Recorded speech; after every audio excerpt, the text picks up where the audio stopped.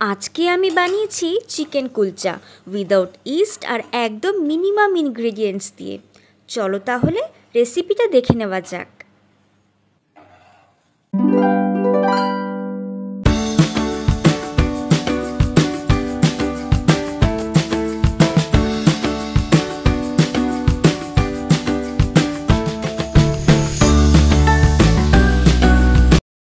একটা পাত্র নিয়ে তাতে পরিমাণ মতন ময়দা মিশিয়ে তারপর লবণ আর সাদা তেল দিয়ে আমাদেরকে ভালো মতন ময়ম দিতে হবে।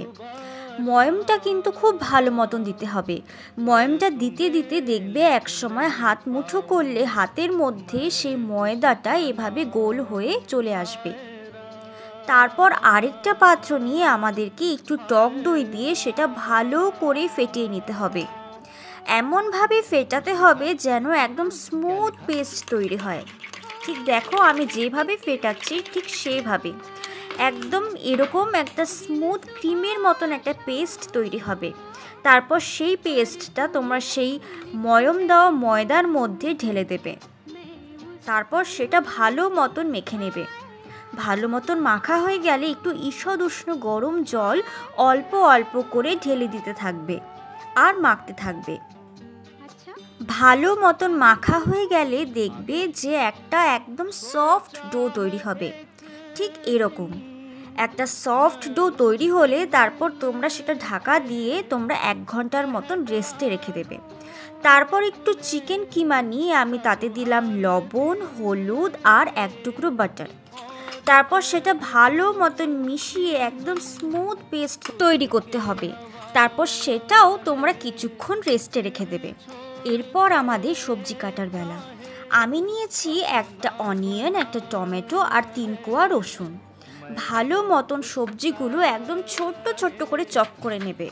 দেখো আমি যেরকম করছি ঠিক সেরকম।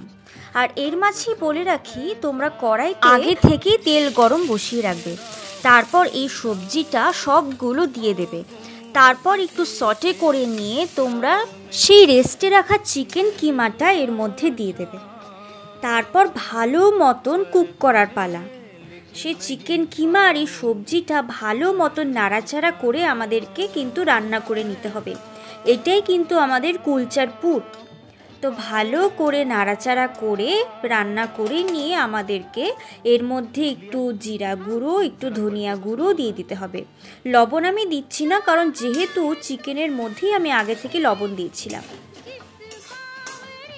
সেই ময়দা মাখাটা নিয়ে আমাদেরকে এখন লেচি কাটার বেলা। একটু ময়দা ছড়িয়ে দিয়ে সেই ময়দার ডোটা নিয়ে আমাদেরকে এইভাবে পাতলা করে মানে একদম লম্বা করে একটু হাত দিয়ে বেলে আমাদেরকে ছুরির সাহায্যে সমান সমান করে আমাদেরকে লেচিটা কেটে নিতে হবে। আমি এখানে 4টে লেচির মতন কেটে নিচ্ছি। তারপর লেচি কাটা হয়ে গেলে তোমরা হাত দিয়ে সেই লেচিগুলোকে গোল গোল করে একটা রাউন্ড শেপ দিয়ে নেবে। এরপর সেই গোল গোল লেচিগুলোকে আমাদেরকে হাতের সাহায্যে একটা গোলাকার শেপ দিয়ে মানে এই কোণাগুলোকে কিন্তু আমাদেরকে একটু দাবিয়ে নিয়ে এরকম একটা রাউন্ড বলের মতন শেপ দিয়ে আমাদেরকে পুরটা ভরে মাঝখানে এটাকে একদম লক করে দিতে হবে। মানে খেয়াল রাখতে হবে পুরটা যেন এই লেচিটার একদম সেন্টারে থাকে। তারপর হাতের সাহায্যে এরকম চ্যাপটা করে নিয়ে আমাদেরকে কিন্তু ভালো মতন বেলে নিতে হবে। যেহেতু আমরা কুলচা বানাচ্ছি তাই একদম রাউন্ড শেপ করারও দরকার নেই। মোটামুটি একটু রাউন্ড শেপের মতন করে নিলেই হবে। অনেক দোকানে কিন্তু আমরা কুলচার বিভিন্ন রকম শেপ দেখে থাকি।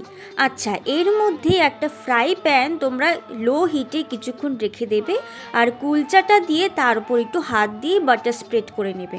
এরপর উল্টে পাল্টে নিয়ে এই ওপর দিকে আমি কিছুটা সাদা তেল দিয়ে দিচ্ছি যেন ভালো মতন একদম সেদ্ধ হয়ে যায়। এরপর কিছুটা কুক করে কিন্তু আমাদেরকে ঢেকে দিতে হবে। ঢাকা খুলেই দেখো কুলচাটা কিন্তু অল্প একটু ফুলেছে।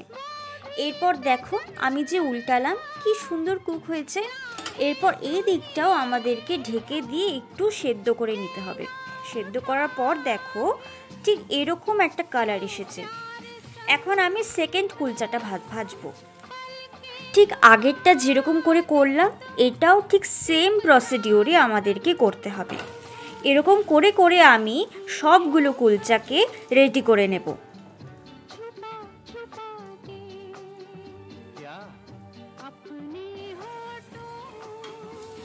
আমাদের সবগুলো কুলচা কিন্তু মোটামুটি রেডি। এই দেখো, আর কিছুটা পুর বেঁচে ছিল, তাই আমি এই পুরটাও সাথে নিয়ে নিলাম এই কুলচার সাথে খাবো বলে।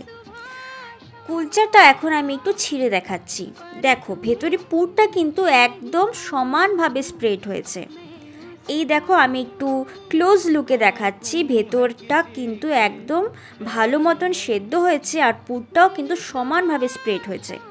তোমাদেরও যদি এরকম নান বা কুলচা তোমরা পছন্দ করে থাকো, তাহলে এইভাবে একদম মিনিমাম ইনগ্রিডিয়েন্টস দিয়ে তোমরা এরকম কুলচা বানাতে পারো। তাহলে আজকের ভিডিও এখানেই শেষ।